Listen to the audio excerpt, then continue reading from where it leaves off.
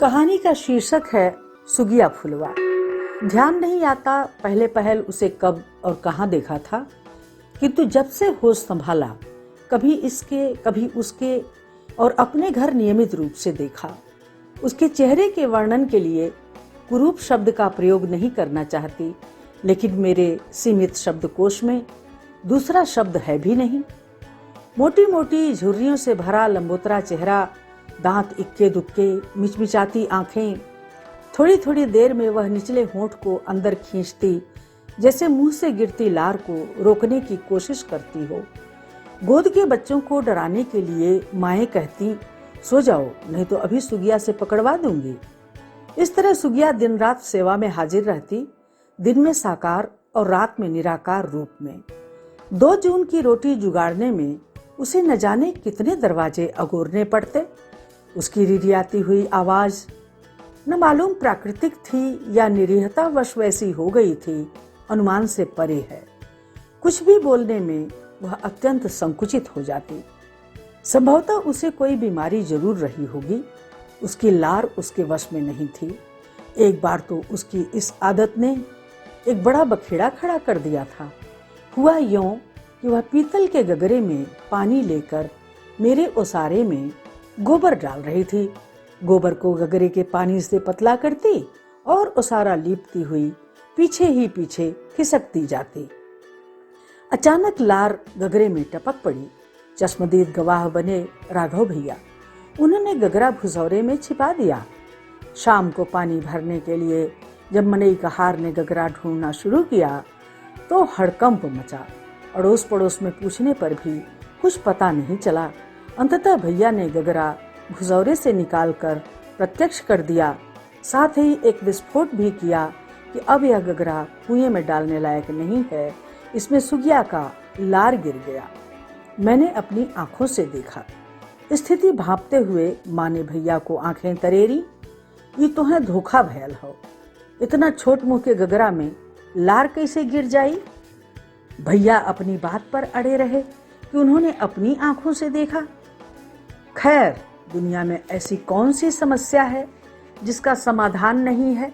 माँ रसोई से उपली के ऊपर रखकर जलते हुए अंगारे ले आई और उन अंगारों को गगरे में डाल दिया। आग सब कुछ के पवित्र कह दे लिया। मनई लिया एके माज के भरा पानी, अब गगरा फेंक थोड़े जाई। अति की हद तक छुआछूत मानने वाली माँ का सहज समाधान उसकी प्रत्युत्पन्न मति की गवाही दे रहा था।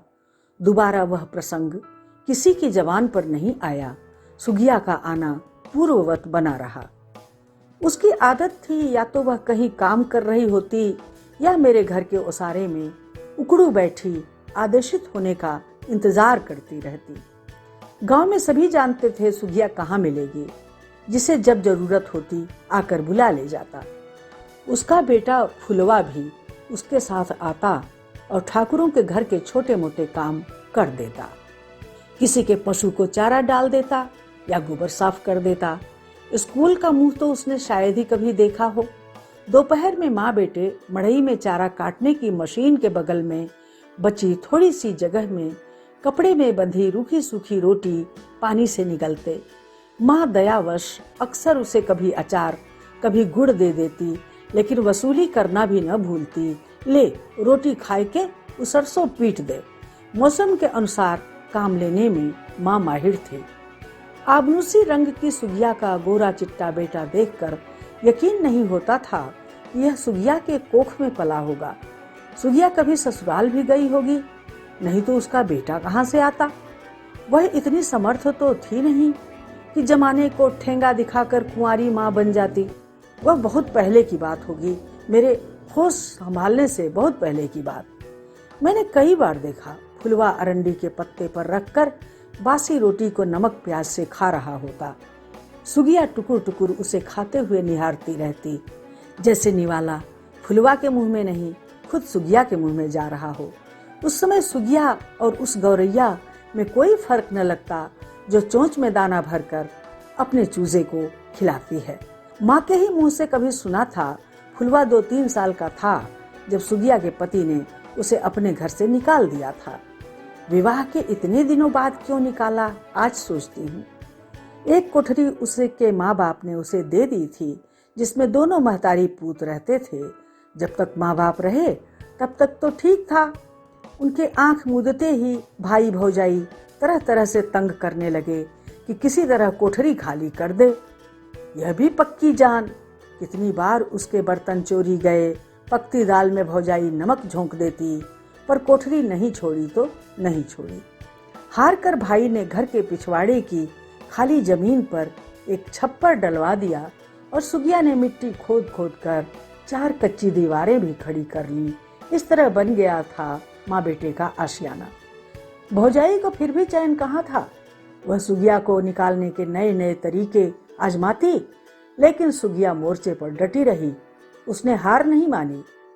अब फुलवा भी कुछ बड़ा हो गया था, काम भी उसे मिलने लगा था। कभी पहलवान मामा की हलवाई करता, कभी चिरकुट नाना के खेतों में हल के पीछे पीछे बीज डालता, कभी मोटक भैया की भैंस नहलाने नदी ले जाता। गरज यह कि साल भर उसके काम की जुगत भिड़ ही जाती। पूरा गांव उसका ननिहाल था। उम्र के हिसाब से मामा, नाना, भैया, नानी, मामी, भौजी, बहन का संबोधन वह स्वयं चुन लेता। फुलवा जैसे जैसे बड़ा होता गया, उसका रंग रूप और निखरता गया। ठाकुर टोले का शायद ही कोई लड़का इतना हृष्ट पुष्ट हो जितना फुलवा। नहीं बदली तो उसकी आवाज। उसकी उम्र के लड़कों की आवाज में भारीपन आ गया था, लेकिन उसकी आवाज अभी भी बारीक लड़कियों सी थी। बच्चे उसका खूब मजाक बनाते और बात बेबात तरह तरह से छेड़ते। कई बार तो सुगिया चिढ़कर उन्हें गालियां तक दे देती, लेकिन बच्चे मुफ्त का मनोरंजन कहाँ छोड़ने वाले थे। अब फुलवा की उम्र शादी लायक हो गई थी। जहाँ उसके हम उम्र ठाकुरों के सोहदे लड़कों के लिए देखुए मोटी रकम के साथ कन्या देने को उतावले रहते, फुलवा की उसकी बिरादरी का कोई लड़की देने को राजी नहीं था। सुगिया आए दिन गांव में नई नई बहुओं को देखती तो उसके दिल में अरमान मचलने लगते। अरमान बेटे के सिर पर सेहरा देखने का, अरमान आंगन में बहू के पैरों की रुंझुन सुनने का। कई साल इंतजार करने पर भी जब देखुए उसके दरवाजे पर नहीं आए तो वह निराश होने लगी। अब गांव के शरारती तत्वों की बन आई। वे सुगिया से कहने लगे, हम तोरे सुगवा का ब्याह कराए दे, लड़की वालन के 1500 देवे की पड़ी। माँ बेटे अपना पेट काट काट कर बचाते, इधर उधर से कुछ उधार बाढ़ी करते और रकम बड़ी उम्मीद से ब्याह कराने का भरोसा देने वाले हाथों को सौंप देते। इंतजार में सुगिया की आंखें पथरा जाती। रकम लेने वाले कोई न कोई बहाना बना देते और अंत में हजम कर जाते। एक बार तो गांव के दुधुआ नाई ने, जो खुद 40 की उम्र में कुंवारा बैठा था, उसे वचन दिया कि वह फुलवा का ब्याह कराएगा। दुधुआ अपने अजीबो गरीब कारनामों से हमेशा गांव की चर्चा में बना रहता। एक बार तो जिद पर अड़ गया कि गांव की पोखरी के किनारे किनारे जो बिजली के खंभे गड़े हैं, जिनसे होकर कई तार जा रहे हैं, वह उन्हीं में से किसी एक खंभे पर बैठकर सुतली काटेगा। उन दिनों गांव में बिजली नहीं थी। समझदार लोगों ने रोका कि इन तारों से बिजली का करंट पास होता है, यह उसी की लाइन जा रही है, लेकिन वह कहाँ मानने वाला। करंट होता तो दिखता नहीं, मैं नहीं मानता करंट वारंट। और उसने लोगों की बात अनसुनी कर दी। एक दिन उसने घोषणा की, आज हम सुतली काते जाब, जेके देखे के होए चले हमरे संगे। फिर क्या था, देखते देखते बच्चों की टोली दुधुआ के पीछे। वह बच्चों का हीरो बना, सन बगल में दबाए, सुतली काटने की चरखी हाथ में लटकाए चल पड़ा। औरतों ने सुना तो उसकी किस्मत पर तरस खाकर रह गईं। आज कोई आगे पीछे होता तो जरूर रोकता। दुधुआ बड़ी सावधानी से खंभे पर चढ़ रहा था। नीचे से सांस रोके बच्चे उसे ऊपर और ऊपर चढ़ता देख रहे थे। उसने ज्यों ही ऊपर पहुंचने के लिए एक हाथ से तार पकड़ना चाहा, उंगलियां तार से चिपक कर रह गईं। थोड़ी देर में उसे ऐसा जोर का झटका लगा कि वह धड़ाम से नीचे जमीन पर आ पड़ा। बच्चे सहम गए। पास ही जुलाहों के घर थे। हल्ला सुनकर बहुत से वहां इकट्ठा हो गए और चारपाई पर लाद कर उसे उसके घर पहुंचाया। पड़ोसियों ने गरम राख से न जाने कितनी देर तक उसके तलवे हथेलियां मली, तब जाकर उसके अचेत शरीर में चेतना लौटी। तब से उसकी एक हथेली हमेशा हमेशा के लिए मुट्ठी की शक्ल में बदल गई। फुलवा का विवाह कराने का वचन देकर एक बार फिर वह चर्चा में आ गया था। सुगुआ ने दुधुआ नाई की राय से साड़ी, पेटीकोट, जम्पर, चप्पल, क्रीम, पाउडर और तमाम बहुओं के इस्तेमाल में आने लायक सामान खरीद कर उसे दे दिया। उसे नकद पैसे भी दिए। एक दिन अचानक लोगों ने देखा दुधुआ की कोठरी में ताला लटक रहा था। अकेले आदमी का क्या, जहाँ चाहे वहाँ चल दे। लेकिन जब महीना भर हो गया और ताला नहीं खुला, तब गांव वालों को खटका हुआ। सुखिया के मन में उम्मीद जगी कि इस बार तो वह जरूर फुलवा के लिए लड़की ढूंढ कर लौटेगा। दुधुआ लौटा, लेकिन अकेला नहीं। उसके साथ उससे कम से कम 20 साल छोटी लड़की थी, जिसे वह न मालूम कहाँ से भगाकर लाया था।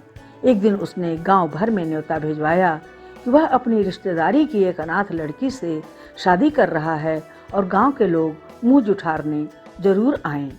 गांव में यह बात फैलते देर नहीं लगी कि जो साड़ी उसने सुगिया से हथियाई थी, वही साड़ी उसकी होने वाली बीवी ने शादी की रात पहनी थी। असल में वह साड़ी सुगिया ने रवि पंडित से मंगाई थी और उन्होंने ही दुधुआ की शादी के मंत्र पढ़े थे। सुगिया ने जब यह सुना तो वह कट कर रह गई।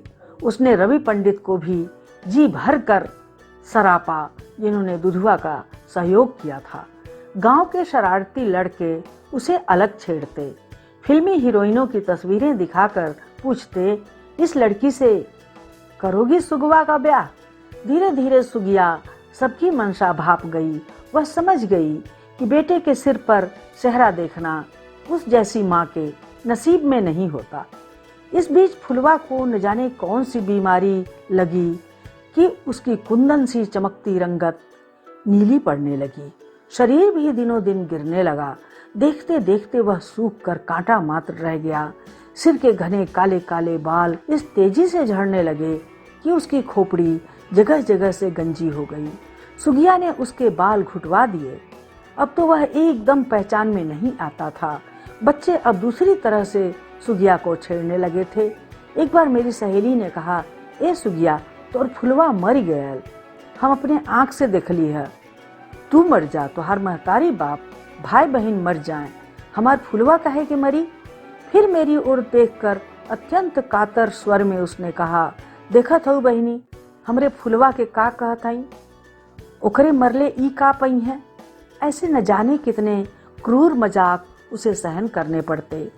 गांव में यारू साई ने, जिसकी अपनी कोई आस औलाद नहीं थी और बीवी भी वर्षों पहले गुजर गई थी, चंदा मांग कर अपनी कब्र बनवा ली थी। कब्र के चारों ओर उन्होंने पक्की दीवारें चिनवा दी थी। बाकी पैसा गांव के प्रधान के पास जमा कर दिया था कि जब वे मरे उनका शरीर उसी में दफनाया जाए और उनकी कब्र पक्की करा दी जाए। बिगड़ाए लड़के सुगिया को चिढ़ाते, जब यारू साई मरी हैं तब का तब देख जाई, अब वहीं चल, तू दोनों महतारी पूत के दफनाए दिहल जाए, दोनों के लायक काफी जगह हुई। सुगिया की बड़बड़ाहट चालू, तू जा कब्र में तो हर महतारी बाप जाए, हम फुलवा कहे के जाई। आखिरी बार मैंने जब उन्हें देखा, फुलवा आगे आगे मटमैली अंगोछी से सिर ढके, अपनी नाप से दुगनी ढीली ढाली कमीज पहने, लाठी पर अपना भार संभाले धीरे धीरे अपनी बस्ती की ओर जाने वाली पगडंडी पर चला जा रहा था। उसके पीछे पीछे सुगिया चल रही थी। न मालूम कब बेटे को उसकी जरूरत पड़ जाए। दोनों खुसर पुसर करते जा रहे थे। मेरी जिज्ञासा ने सिर उठाया और मैं अपने को पूरी तरह कान में परिवर्तित हुई। कब उसके पीछे पीछे चलने लगी मैं खुद नहीं समझ पाई। फुलवा, तू पहले मर जाते बचवा तो तोर तेरही कई के हम आराम से मरे, कम से कम तू भगवान के पास शांति से रहते। जवाब में फुलवा का स्वर उभरा, नहीं माई, महतारी बाप को तेरही करे का फर्ज लड़का का होला। पहले तू मर जाती तो तोर तेरही हम खूब धूमधाम से करी।